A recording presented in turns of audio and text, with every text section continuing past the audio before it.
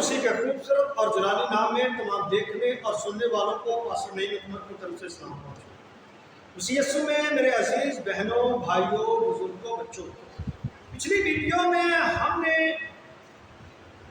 موت کی 3 غلط تفسیروں پر بات کی تھی۔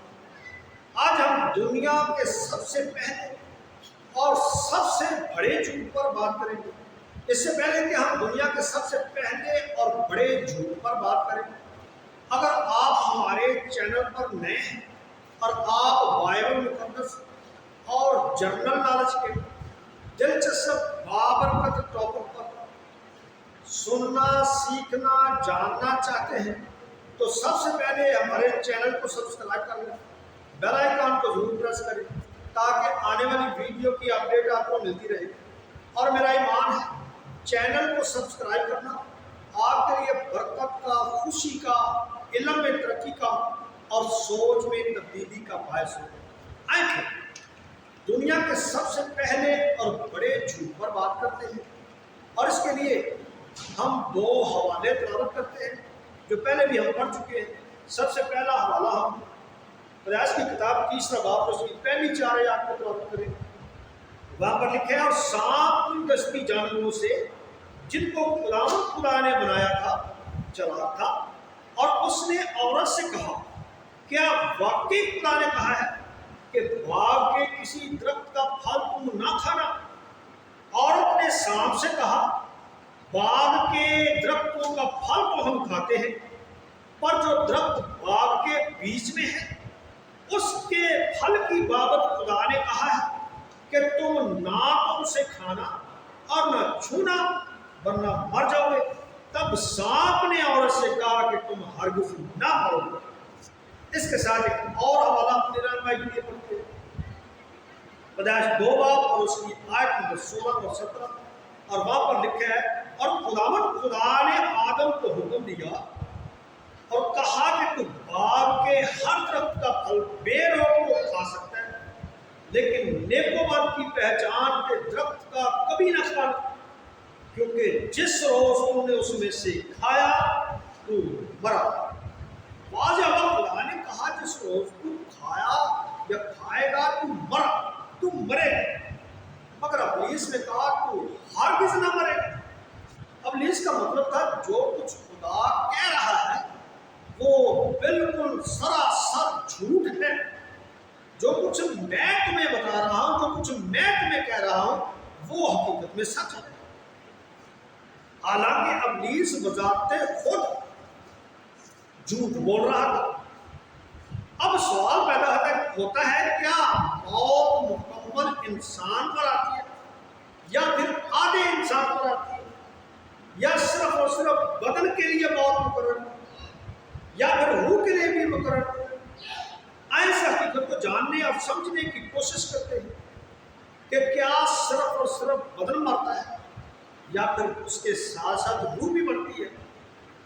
اس کے لیے ہم حوالہ جو پہلے پڑھ چکے ہیں کہ اس سے ایک سوال جنم لیتا ہے کہ کیا خدا نے کلام آدم کے بدن کے ساتھ کیا تھا یا پھر اس کی روح کے ساتھ کلام کیا تھا؟ اگر ہم یہ کہتے ہیں کہ کلام بدن کے ساتھ کیا تھا تو پھر روح بے گناہ ہے۔ اگر کہیں کہ خدا نے کلام انسان کی روح کے ساتھ کیا تھا تو پھر بدن جو ہے وہ بے قصور ہے، وہ بے گناہ ہے، اس کا کوئی قصور نہیں، اس کا کوئی گناہ نہیں۔ اگر کہیں کہ کلام خدا نے انسان کی روح کے ساتھ اور انسان کے بدن کے ساتھ، یعنی روح بدن دونوں کے ساتھ کلام کیا تھا، تو پھر سزا دونوں کے لیے واجبی ہے کہ جیسی سزا بدن کو ملے ویسی ہی سزا انسان کی روح کو بھی ملے۔ اگر روح بدن کو ایک جیسی سزا نہیں ملتی تو یہ بدن کے ساتھ ناانصافی ہے۔ ویسے بھی روح اور بدن کے ملاپ سے انسان مکمل ہوتا ہے، لہذا روح اور بدن مل کر جو بھی کریں گے، خواہ نیکی کریں گے، خواہ بدی کریں گے، خواہ اچھائی کریں گے، خواہ بلائی کریں گے، یہ دونوں مل کر ہی کریں گے۔ اس لیے اکیلا روح اور اکیلا بدن کچھ نہیں کر سکتا۔ کیونکہ یہ دونوں ایک دوسرے کے بغیر بالکل ٹکڑا ہے۔ لہذا ہم اس نتیجہ پر پہنچ جاتے ہیں کہ گناہ روح اور بدن دونوں نے مل کر کیا اور سزا دونوں کو ایک ہی جیسی ملنی چاہیے۔ اگر گناہ کی سزا بدن کو سزائے موت دی جاتی ہے اور روح کو ایک لمبے عرصے تک چھوڑ دیا جاتا ہے تو یہ بدن کے ساتھ ناانصافی ہے۔ کیا خدا بے انصافی کرے گا یا کیا خدا ناانصاف ہے؟ کیا خدا روح اور بدن کے ساتھ انصاف نہیں کرے گا؟ بالکل کرے گا۔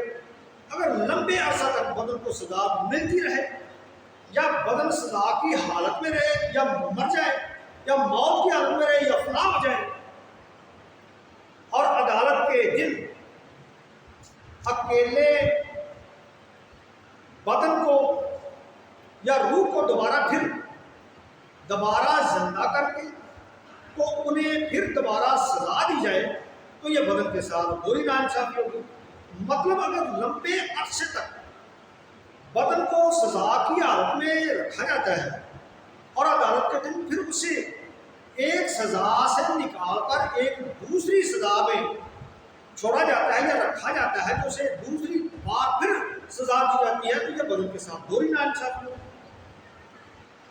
کیا دنیا میں کوئی ایسا قانون، کیا کوئی دنیا میں کوئی ایسی عدالت ہے یا کوئی ایسا منصف ہے کہ اگر دو شخص مل کر کسی ایک شخص کو قتل کر اور جج صاحب جو ہیں یا منصف جو ہے ایک کو سیدھا بری کر دے، لمبے عرصے تک چھوڑ دے کہ اس سے بعد میں نپٹوں گا اور ایک کو سزائے موت دے دے؟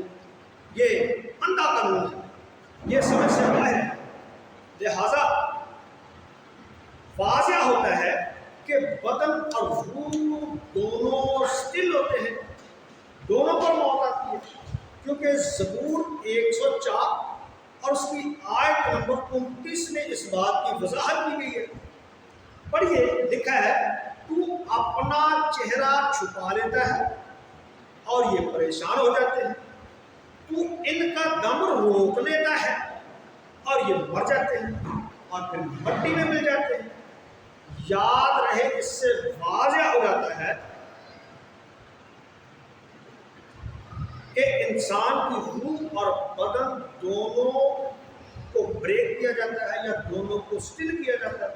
فرض کریں اگر بدن مر جاتا ہے، روح زندہ رہتی ہے، تو پھر خدا اپنے کیے گئے کلام کے مطابق جھوٹا ٹھہرتا ہے، جبکہ ابلیس اپنے کیے گئے کلام کے مطابق سچا ٹھہرتا ہے، کیونکہ اس نے کہا کہ تو یقیناً مرے گا،